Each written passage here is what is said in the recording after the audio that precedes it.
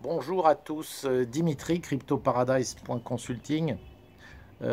Aujourd'hui, vous aurez droit en ce dimanche 20 décembre à deux vidéos pour le prix d'une. Et une fois n'est pas coutume.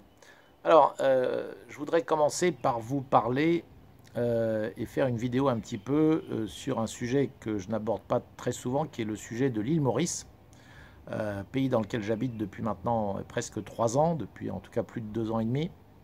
Euh, vous dire un mot sur finalement leur gestion de la crise et aussi le fait que Maurice accueille aujourd'hui et a une politique d'immigration qui est plutôt intelligente et surtout axée sur une immigration choisie, assumée et qui souhaite voir venir des gens qui apportent quelque chose à Maurice. Donc soit en termes d'entrepreneuriat, soit on va dire en termes de revenus directs. Ça peut être des retraités par exemple. Alors, juste pour expliquer un petit peu, depuis le début de la crise du Covid, Maurice a eu une période, d'ailleurs si vous allez rechercher mes vidéos, un peu dans mon historique de vidéos, vous allez voir que j'en ai fait pas mal à l'époque, où on s'est retrouvé du jour au lendemain confiné, totalement confiné d'ailleurs, il y a eu un lockdown pendant les 15 premiers jours. Ensuite, on a eu des systèmes, on va dire, où chaque jour, les supermarchés étaient ouverts en fonction d'un ordre alphabétique. Mais en tout cas, disons que ça tâtonnait au début. Et puis, on en est arrivé petit à petit, à force de voir finalement les problèmes du Covid qui perdurent dans les pays occidentaux. Eh bien, Maurice a finalement mis en place une politique qui consiste à ouvrir le pays à ceux qui le souhaitent. Bon, il n'y a pas beaucoup de vols, hein, évidemment, on est très loin du nombre de vols qu'il y avait avant, mais en gros, il y a des vols vers Paris, vers Dubaï et vers La Réunion. Et ceux qui le souhaitent peuvent venir à Maurice, mais ils sont obligés de passer par une quatorzaine, c'est-à-dire une quatorzaine obligatoire qui doit être bien sûr payée par les clients eux-mêmes dans toute une série d'hôtels. Alors, au début de la crise du Covid, il y a eu énormément de critiques du gouvernement mauricien, par notamment l'industrie hôtelière et évidemment par d'autres aussi, pour cette gestion de la crise qui quand même mettait par terre, je dirais, quand même une partie importante du PIB de Maurice, puisque le tourisme représente, alors selon les calculs, hein, 15%, je dirais directement, le tourisme représente directement 15% du PIB de Maurice, et si vous ajoutez le côté indirect de ce qu'apporte le tourisme, notamment en termes de perte de chiffre d'affaires pour les restaurateurs, et puis tout ce qui tourne autour du tourisme de près ou de loin, on peut monter jusqu'à probablement 20%. Donc c'est quand même quelque chose d'important, évidemment. Du coup, toutes ces critiques aujourd'hui, il faut bien dire que Maurice se retrouve un des seuls pays au monde d'importance, hein, parce qu'il y a quand même 1,5 million d'habitants. Alors évidemment, il y a peut-être d'autres exemples de petites îles. On parle des Maldives, mais les Maldives, c'est incomparable avec Maurice, puisqu'aux Maldives, vous êtes sur un hôtel-île. Bon, évidemment, vous êtes mélangé à personne, il s'y passe rien, à part pour aller en vacances, c'est pas là que vous allez y vivre. Maurice, c'est un pays quand même où il y a 1,5 million d'habitants et où on y vit, et où il y a plein de choses à faire, entre guillemets. C'est pas que du tourisme.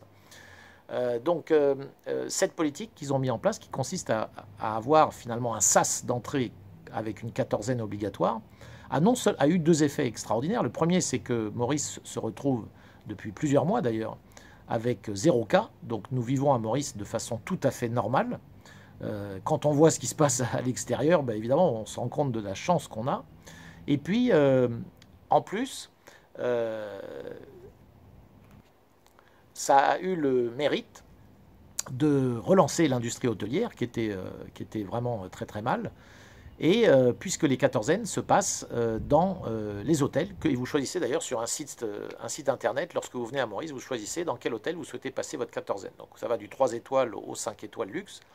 Et bien sûr, les prix ne sont pas du tout les mêmes. Et ils ont une procédure très stricte qui fait que quand vous arrivez, évidemment, vous êtes mis à part, un petit peu comme des pestiférés. Bon. Et puis, vous vous retrouvez dans un hôtel, dans une chambre dont vous ne pouvez quasiment pas sortir. Enfin, vous ne pouvez pas sortir de votre chambre pendant une quinzaine de jours, mais vous êtes très très bien nourri et très bien loti. D'ailleurs, pour la petite histoire, mes filles sont actuellement en quatorzaine et sortent demain. On les récupère demain. Donc, elles sont là depuis maintenant 13 jours. Donc, évidemment, c'est long. Mais voilà par quoi il faut passer pour ensuite se retrouver à vivre tout à fait normalement. Donc voilà, en parallèle, ils ont lancé un programme de visa premium Donc en dehors des programmes de visa classiques hein, qui vous permettent de venir à Maurice pour y résider, que vous soyez self-employed ou employé ou bien investisseur. Le quatrième étant retraité, dans ce cas-là vous n'avez pas vraiment d'activité, vous vivez juste de vos pensions. Ils ont sorti un nouveau visa qui s'appelle le visa premium et qui s'adresse à tous ceux qui travaillent à distance et qui en ont marre d'être dans des pays où le confinement se passe mal ou tout simplement où il y fait quand même plus tellement bon vivre. C'est vrai qu'à Maurice, il fait très très bon vivre. Vous êtes dans un environnement qui est juste, je vous le dis, extraordinaire. À tout point de vue. À tout point de vue. Le numéro 1 que je mettrai en avant, c'est évidemment le peuple. C'est-à-dire que les Mauriciens sont réellement des gens très très accueillants et c'est très très agréable de vivre ici. Mais ils ont donc ouvert ce visa premium et qui fait que maintenant, non seulement viennent des gens qui veulent venir peut-être faire du tourisme, mais vous vous en doutez, passer par une quatorzaine pour venir passer quelques vacances, bon, c'est pas tout le monde qui va le faire, sans compter le fait que ça coûte évidemment assez cher. Donc ce visa premium permet à des gens de venir pour des très longues durées, ou disons des semi-longues durées. On peut venir maintenant 6 mois, 1 an, voire 2 ans à Maurice avec ce visa premium, juste si vous êtes capable de prouver que vous allez pouvoir vivre de vos revenus provenant de l'extérieur. Donc voilà. Alors, sachez qu'en ce qui me concerne, si vous visitez mon site cryptoparadise.consulting, alors c'est pas encore, le site n'est pas encore totalement finalisé, mais je propose, vous pouvez m'écrire, je propose tout ce qu'il faut pour pouvoir vous obtenir le visa à Maurice. Ce que je fais déjà que j'ai déjà fait pour quelques clients. Et ça se passe assez bien. Sachez qu'en, je dirais, en moins d'un mois, si vous désirez, vous pouvez avoir votre visa à Maurice, que ce soit ce fameux visa premium ou un visa beaucoup plus long, des visas de 10 ans qui vous permettent de venir vivre à Maurice. Voilà, donc c'était simplement pour vous faire part de tout cela. N'hésitez pas à vous abonner à ma chaîne YouTube et donc à visiter mon site internet cryptoparadise.consulting. À très bientôt.